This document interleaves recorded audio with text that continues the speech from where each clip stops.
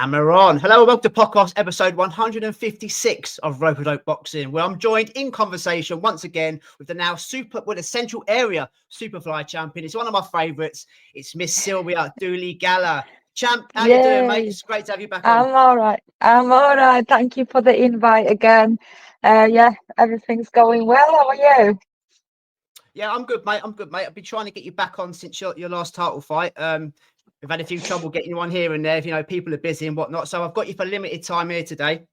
So I'm going to crack straight into it, should I say. But just quickly, before we move on and talk about your recent fight or recent fights, you obviously had another one in the interim. Did you watch Chris Eubank Jr. versus Conor Benn on Saturday night, mate? Did you catch that? What did you think of it? Yes, we sat here watching it, waiting for an update from Yasmin's fight. So, it was interesting. It was interesting fight to watch, but I think Eubank didn't seem to be himself in that fight comparing to the first one. Obviously, he boxed differently, let's say. We don't know what's the cause, do we? So it's hard to say, but it's only him that knows, that can take it back and work on stuff.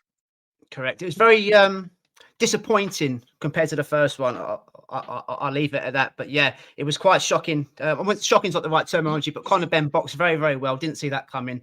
But yeah, I'm not sure there's an appetite for a third one, is there really? But I think there will be. I think it's 1-1, and I think that they will make it happen again. It's a money fight, so. Yeah.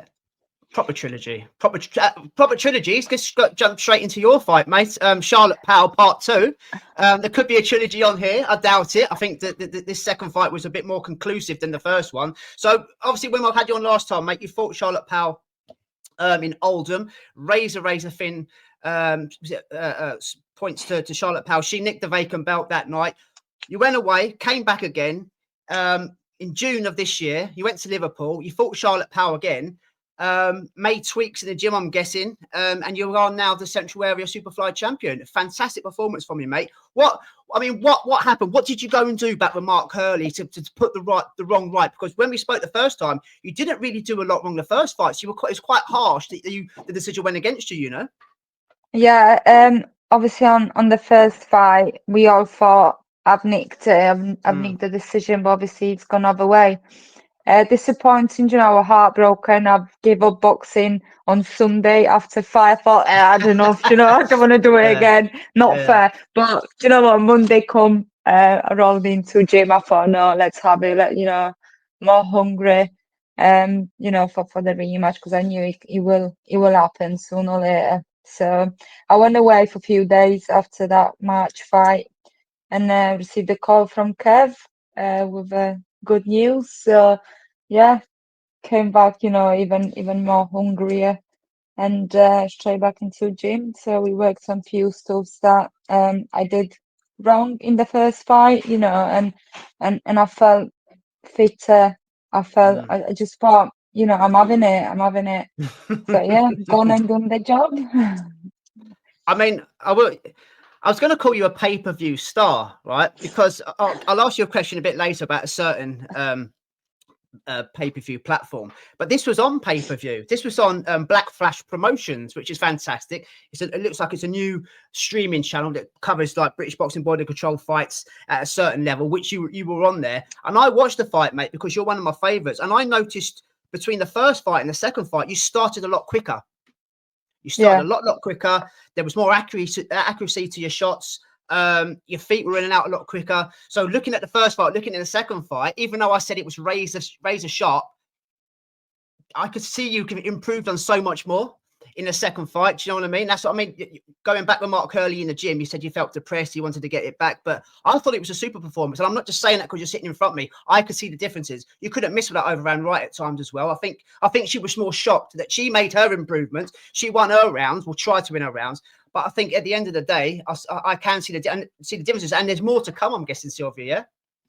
Oh, absolutely. As I said, when I fought in June, when I won the title, I thought I'm not leaving it. I'm not leaving it to judges.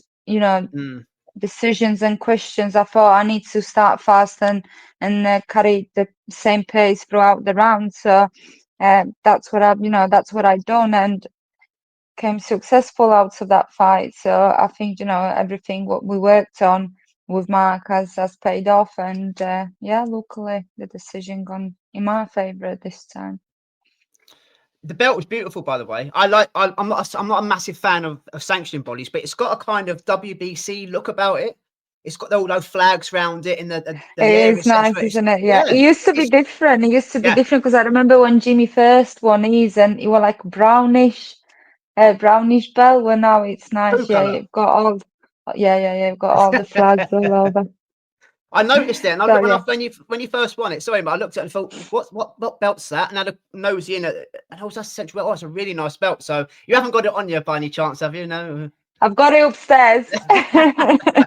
Well, we'll save it for next time because we're limited for time, mate. But so fantastic win there, mate. Clearly, I'm going to ask you what's next. But you had what I'd call a tick-over fight last month against a girl that's got like 150 professional fights. How did that come about? Because I didn't really know. I follow you on Insta, but I didn't really notice it on your Instas and things like that. Is it a tick-over fight, or what was all that about? Yeah, absolutely. I said, I had a lot of stuff happening in my personal life, so I thought my head wasn't in the game 100%. So, but I said, I've turned around to Mark and I said, listen, I think I need a fight, just to get the dust off me and get back into the game. So yeah, it was a tick-over fight. We did it, I think, bantamweight, was same day weighing, so they didn't want me to kill myself to make the weight. Got the win all round towards myself, and just waiting to see what's next. Because I messaged you after, and you're like ranked on BoxRec now at bantamweight, and I think, she's moving up now. That's she's daring to be great here, and obviously clearly you want to stop at flyweight and whatnot. So I want to ask you as well, mate. When me and Dave do this podcast, unfortunately, he couldn't make it today. He's working. But when we speak about yourself and Jazz and Callum, I just again want it kind of like clarified. How tight are you guys in that gym? Because now you're all carrying versions of belts. You all seem very close. When you win, the first person you run over to is Callum. When Jazz wins, the first person she runs over with Callum. It doesn't seem to be a massive gym in terms of fighters there may be, you can correct me, there may be loads of fighters, but is it a case of Mark just having a couple or a few in there, putting his time and effort into you guys, and that's why you're so good, so strong, and getting better? What's the vibe? Because I actually like that kind of vibe in the small gym rather than these massive gyms like Eddie Renaso in the States. Loads of people go to him, but they don't seem to get the time and attention that they're paying for. It's a pretty big gym physically, but within the fighters there is 4 of us, and boxing it is hard sport as it is, and it is a selfish sport, but also teamwork. So Mark is this kind of person that he'd rather put 100% into a few people rather than put 40% into 20 people. Do you know what I mean? So there is only 4 of us professionals, and we're proper close with each other and support each other, and we're pushing each other during training. And that's very telling there. There's 4 of you are professionals, so that kind of answers my question. All his time and effort does go into you guys, and I think maybe he should get a bit more recognition from the boxing community of what he's doing, and the job he's doing in terms of I just said there you've all got belts. I mean, I'll ask you about Callum at the end of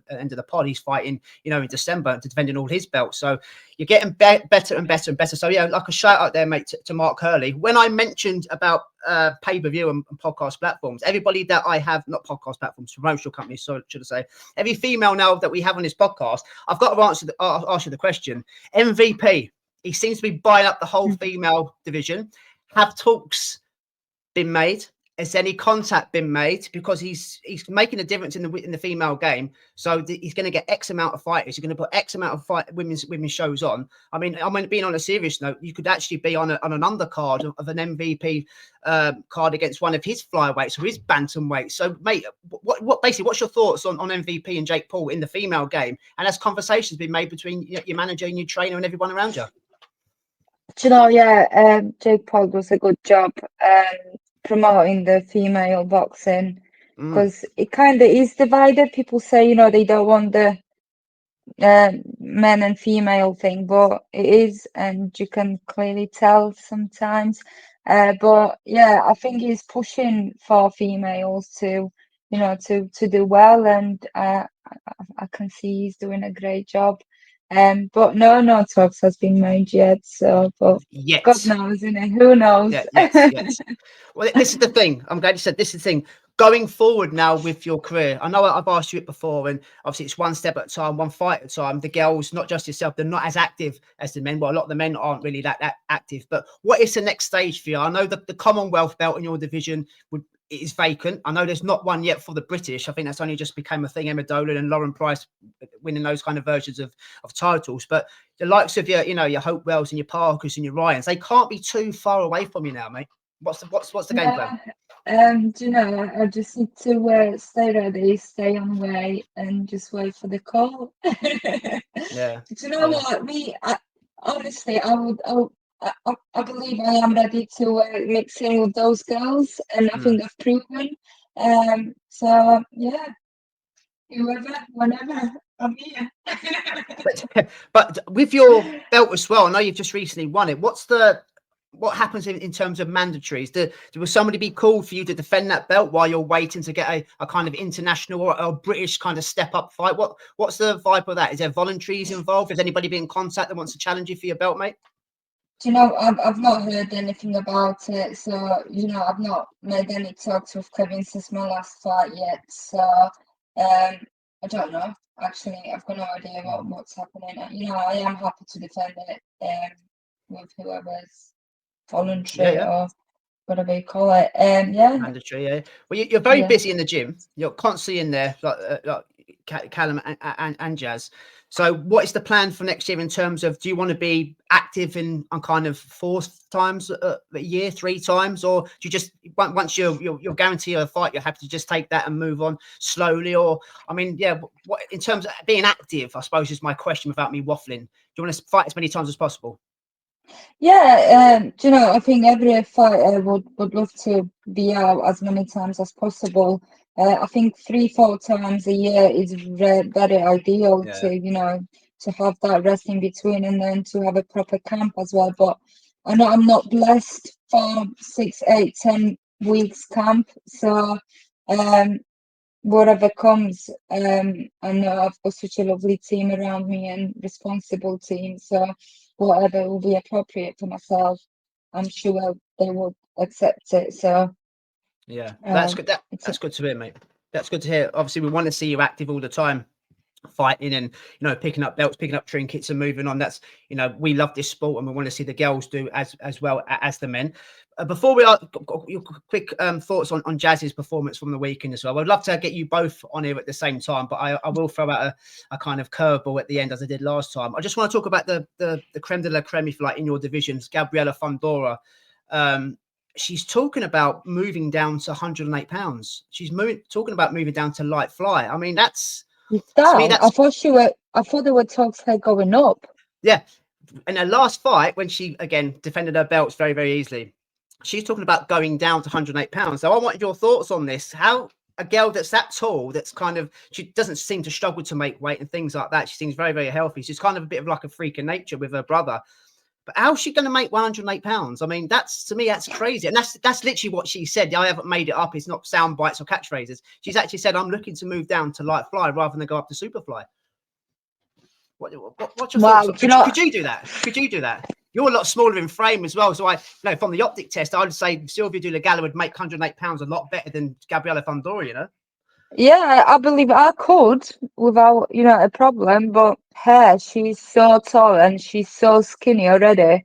I'm shocked because I heard rumors that she was thinking of going up to Superfly, but I've not heard she wanted to go down to light fly.